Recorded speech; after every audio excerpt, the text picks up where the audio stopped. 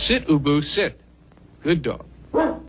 Thanks to this quirky and very cute 4-second clip that played at the end of a couple of huge TV shows in the 80s and 90s, Ubu is probably one of the most famous dogs in the Gen X universe, perhaps even eclipsing Beethoven, Hooch, and Spuds MacKenzie. But there's one thing about this clip that almost nobody knows, and you might find it rough to hear. The bark we hear is actually the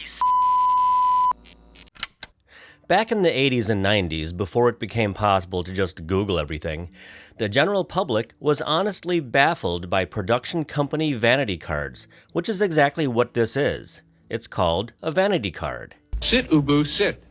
Good dog.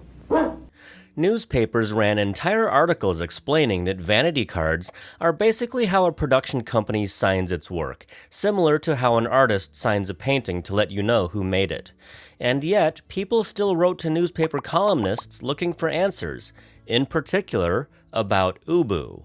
And on top of that, some even misunderstood the dog's name, not realizing that it was right there on the screen. And even today, uploads of Sit Ubu Sit have people commenting that they thought the name they were hearing was Boo Boo. Ubu Productions was started in the early 1980s by Gary David Goldberg. And yes, that dog in the picture really is Gary's dog, Ubu, a Labrador Retriever. Gary and his girlfriend, Diana Meehan, whom he would later marry, adopted the dog around 1967. They named the little guy after Ubu Roi. Sorry, I can't speak French. Anyway, it was a French play that Goldberg liked. And Ubu the Black Lab turned out to be the rarest of pups. Gary himself once wrote, Ubu was what I would later hear described as a lifetime dog, as in, once in your lifetime, if you're lucky, you meet a dog who's going to change your life. And Ubu changed mine. Ubu was a constant companion to the couple. For the most part, where they went, he went, and according to one newspaper article, if Ubu had to stay home, Gary said those famous words, "Sit, Ubu, sit," before leaving the house. And when he returned hours later, Ubu would be sitting right there, waiting for him to come home.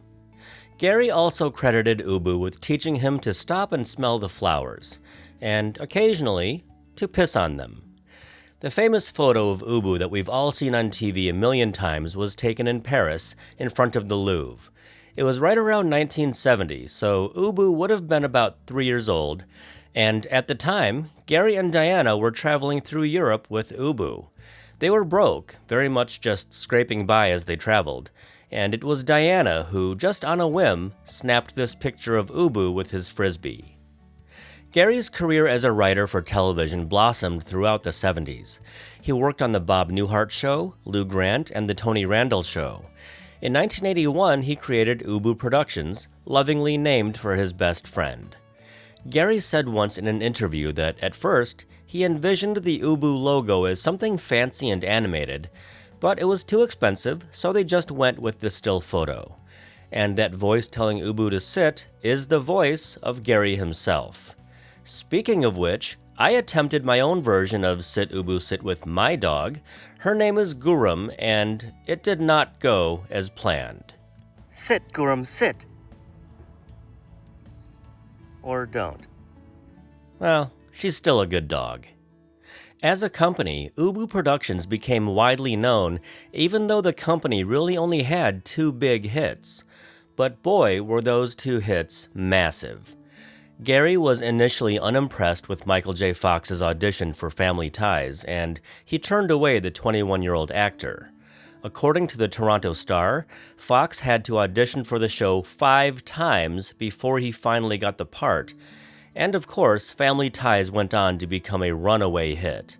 Not only did it make a star out of Michael J. Fox, who scored another home run in 1985 with Back to the Future, but the success of Family Ties gave Ubu Productions some serious credibility.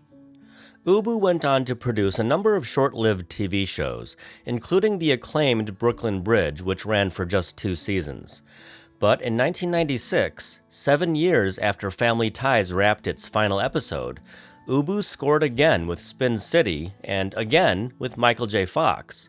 In a way, Ubu Productions made Michael J. Fox, and Fox, in turn, made Ubu a beloved household name that appeared at the conclusion of hundreds of episodes of really funny TV. But the one thing that almost nobody knows to this very day is the secret behind the Sit Ubu Sit vanity card.